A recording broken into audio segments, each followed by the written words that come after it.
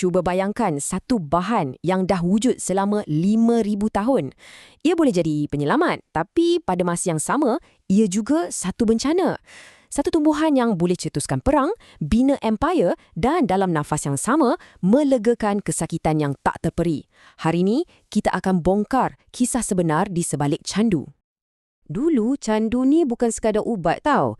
Ia dianggap sebagai anugerah Tuhan. Macam yang pakar perubatan abad ke-17, Thomas Sydenham, cakap ni, ia seolah-olah ubat paling mujarab yang Tuhan bagi pada manusia. Pendek kata, ia macam penawar ajaib untuk semua benda. Tapi, tak lama lepas tu, kita mula nampak sisi gelap candu. Ia digambarkan sebagai syaitan yang memusnahkan. Seorang pemerhati di China pada abad ke-19 menceritakan macam mana candu ni boleh hancurkan keluarga dan musnahkan hidup orang. Jadi, mana satu yang betul? Anugerah Tuhan atau syaitan?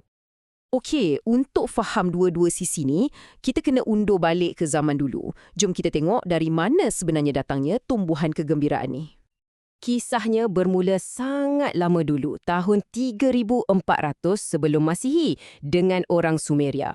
Mereka panggilnya Hulgil, yang bermaksud tumbuhan kegembiraan.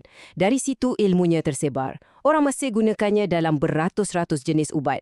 Orang Yunani, termasuklah bapa perubatan, Hippocrates, pun syorkan penggunaannya. Sampailah ke zaman Rom, di mana ia sangat dihargai, sampaikan gambar popi dicetak atas duit shilling mereka. Jadi jelaslah, beribu-ribu tahun ia dianggap ubat yang dihormati, bukannya dadah terlarang.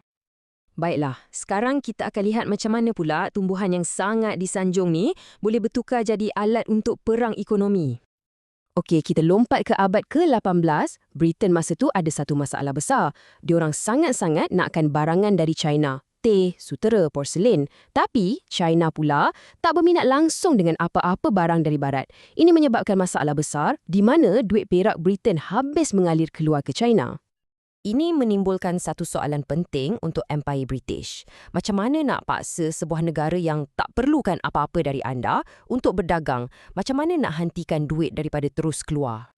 Jawapannya, memang licik dan sangat merosakkan.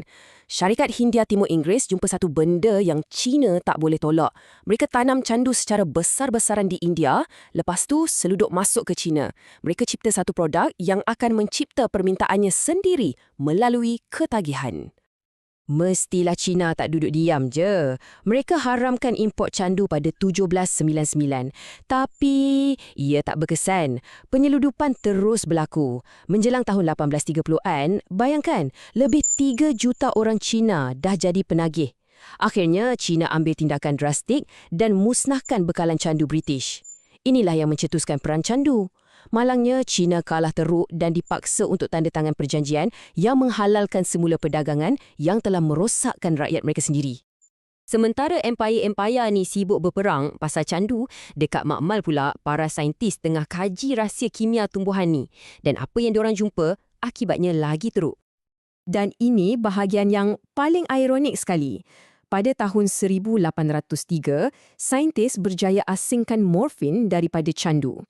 Niatnya baik. Mereka harap morfin ni boleh jadi penawar ketagihan candu yang tak create ketagihan. Tentulah ia tak menjadi, jadi mereka cuba lagi. Pada 1874, mereka cipta heroin sebagai penawar yang kononnya tak create ketagihan untuk ketagihan morfin pula. Syarikat farmasi Gegasi Bayer siap pasarkannya sebagai ubat batuk ajaib. Namanya pun dah lain macam kan? Heroin datang dari perkataan Jerman heroisch yang bermaksud heroik. Sebab kesannya dirasakan sangat kuat dan hebat. Bayangkan, bahan yang kita kenal sebagai salah satu dadah paling berbahaya di dunia hari ini, asalnya dicipta dari satu kesilapan tragis untuk selesaikan masalah ketagihan. Jadi, bila heroin diharamkan di kebanyakan tempat sekitar tahun 1920-an, adakah masalah selesai? Tak sama sekali. Perdagangan ni cuma beralih ke underground dan jadi makin kreatif. Cuba anda fikirkan sekejap. Macam mana agaknya penyeludup ni boleh hantar barang ni ke seluruh dunia sedangkan semua negara tengah cuba tahan diorang? Jawapannya, kreativiti yang luar biasa boleh dikatakan. Penyeludup sorok dadah ni kat tempat-tempat yang kita takkan terfikir langsung. Dalam telur itik, dalam sabun buku, malah dalam tanduk lembu. Dan yang paling bahaya sekali, mereka guna manusia sebagai keldai untuk telan bukusan-bukusan dadah ni. Okey, semua ni membawa kita ke zaman sekarang, di mana keluarga candu yang kita panggil opioid ada dua muka yang sangat mengejutkan. Di satu sisi, legasi candu ni mungkin ada dalam peti ubat kita sendiri. Tengok ni, nama-nama macam Vicodin, Percocet, Oxycontin, mungkin anda pernah dengar kan? Semua ni adalah opioids, penahan sakit yang sangat kuat dan asalnya dari alkaloid dalam popi candu. Ia adalah tulang belakang perubatan moden untuk pengurusan kesakitan. Dan ini sisi yang satu lagi, lebih 75% candu haram di dunia sumber utama untuk heroin global datang dari satu tempat sahaja, Afghanistan. Ini menunjukkan betapa satu kawasan boleh jadi pusat kepada masalah dunia.